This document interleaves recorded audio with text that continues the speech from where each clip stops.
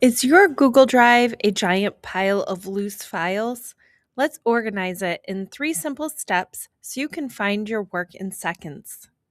First, click the New button in the top corner to create 2 main folders. Name one Old Stuff and the other This School Year. Next, select all your old loose files and drag them straight into Old Stuff. Important tip: leave automatic app folders, like your classroom folder, right where they are. You can even color code them to remind you to leave them alone. Now, right-click each folder to pick a custom color.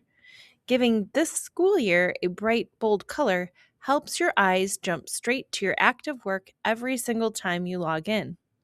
And that's it. Your old files are safely tucked away and your active folder is ready to go. You are set up for success.